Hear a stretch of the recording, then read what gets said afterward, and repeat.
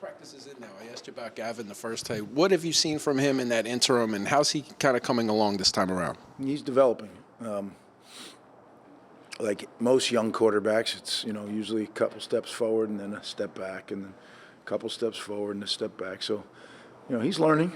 There's a lot to learn, and our goal is just can we eliminate making the same mistake twice? There's plenty of new mistakes to make. Let's go make those and learn from those. So, but he's getting better. He's getting rid of the ball more quickly, more decisively, more command of the offense. So it's positive. I know it's still pretty early, but what have you seen in terms of the insulation of the offense, how players are picking it up, how they're learning, kind of the entire process so far? I think they're doing a good job with it. I do. I think one of the things is Kirk's system, and the coaches understand that system, and they're really coaching it well. And I think the players are working really hard to understand it, not just memorize it. There's a whole concept in learning. If you know the why, then you can kind of figure things out and work problems out on your own. If you memorize it, it's got to be just what you memorized. So we're really trying to get these guys to understand the why. It takes longer on the front end, but I believe pays dividends on the back. Kobe Asimo was a young offensive lineman who really emerged last year. Are there any guys in similar shoes, young guys who didn't play much last year maybe, that are kind of impressing you so far in spring camp? Well, there's guys that are going to have to play. They are impressing me, but there's still a long way to go to be good enough to compete in the Big Ten Conference. So I think Ty Needham's one of those guys. I mean, Ty played a little bit, but he's getting a lot of playing time. Taj White is coming along. He's a young guy. Amir Stinnett, another young guy coming along. Gus Zelinksis played early on out of necessity, but I think he's getting better now. Like, he played before he was ready to play. Now he's competing with IB for the job. So, he's really progressed. So there is development. I think that guys are getting better. Coach Flaherty and his staff are doing a good job. It's just, offensive line play takes a little while, but they're getting better. One of the guys who's new to the team, but certainly a veteran, Brantley, at the wide receiver. What have you seen from him, and how does he fit into that room? Well, he's working hard. He's recovering from an injury, so he hasn't really been able to go full speed yet, but he's working hard. He's learning well.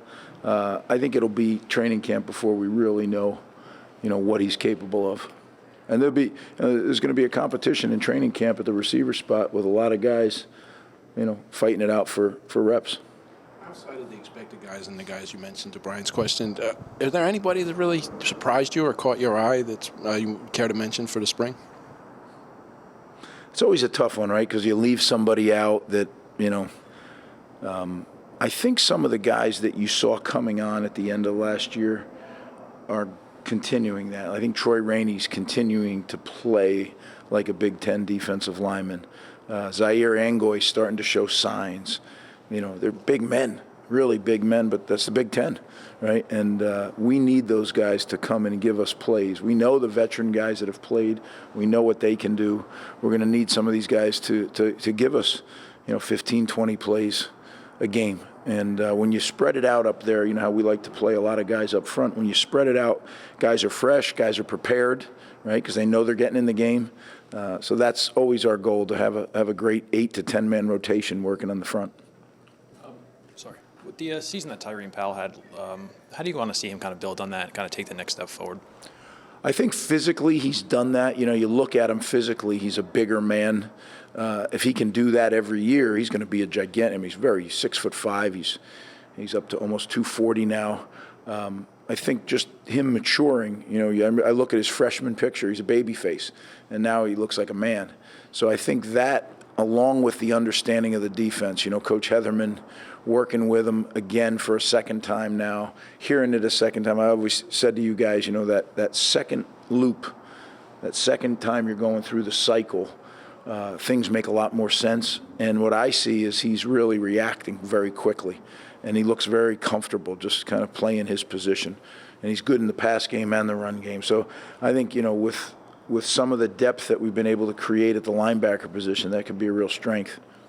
Max Melton is a guy who I think it's fair to say will garner some NFL interest, a lot of eyes on him this season. Where have you seen him grow this offseason? What do you think is really his ceiling, his potential? How good can he be how much can he develop through this offseason into next year? Well, Max can be as good as we've had. I mean, he's physically very gifted. He's become very focused, very, very focused on becoming a big-time cornerback. So he studies it. He takes care of his body. He's all about it. So I think that he's got a chance. And, it's a tough position, right? I mean, so much of the time it's just you and that receiver, and the entire crowd knows if you won or you lost. And he's got the right temperament for that. He's a competitor. And again, physically gifted, just really, really gifted. So we are very excited about our cornerback room as a whole. And, I think Max and Bean lead that room, Time for two more. I know you've talked about Pat Flaherty in the past and what he's bringing, but in terms of experience, what have you seen from him this spring, and what has he been able to instill with that group, a young group? Well, I think there's a confidence there, that he's done it at the highest level.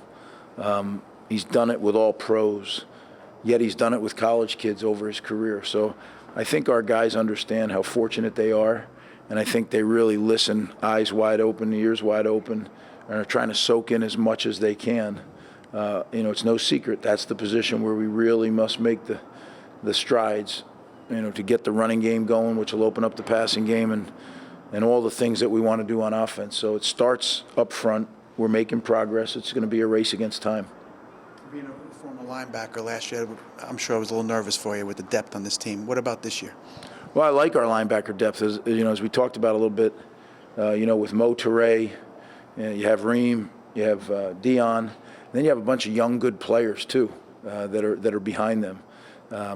So I think we just got to keep developing those guys, trying to work them into different packages.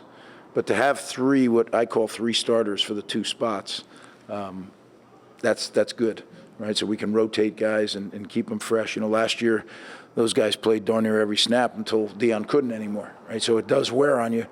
But if you can have guys playing 700 to 750 snaps in a season rather than 1,000 to 1,100 snaps, that's kind of in that range is where things happen sometimes, injuries. So we're going to try to have them in that sweet spot somewhere, God willing, in the 700, 750 range, and rotate them so they're all fresh and they're all feeling better towards the end of the year.